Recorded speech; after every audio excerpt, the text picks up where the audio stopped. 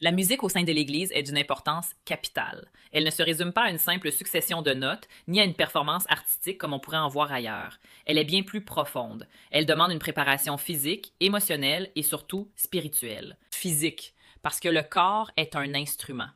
La voix, les mains, la respiration, tout doit être prêt.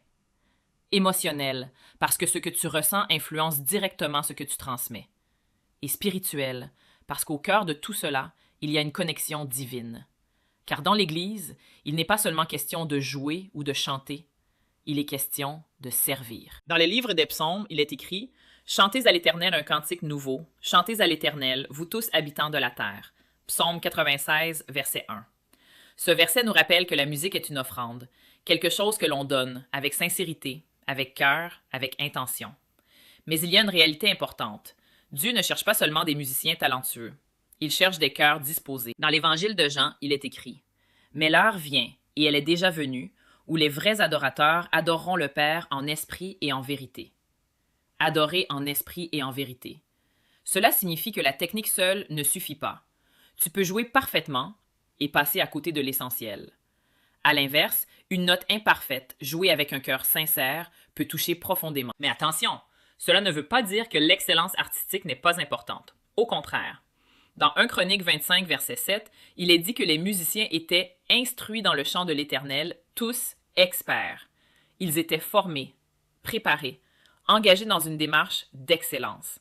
C'est là que se trouve l'équilibre. Dans l'adoration, au sein de l'Église, il faut non seulement prioriser la portée spirituelle, mais aussi la portée artistique, parce que Dieu mérite le meilleur, et le public, ou plutôt l'assemblée, mérite aussi d'être guidé avec justesse.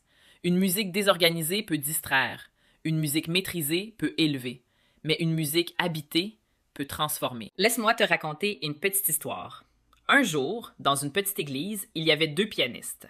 Le premier était extrêmement talentueux. Chaque note était parfaite, chaque transition impeccable. Mais lorsqu'il jouait, quelque chose manquait. Les gens écoutaient, mais restaient passifs. Le second pianiste, lui, faisait parfois des erreurs. Rien de catastrophique, mais c'était pas parfait. Pourtant, quand il jouait, l'atmosphère changeait. Les gens priaient, certains pleuraient, d'autres levaient les mains.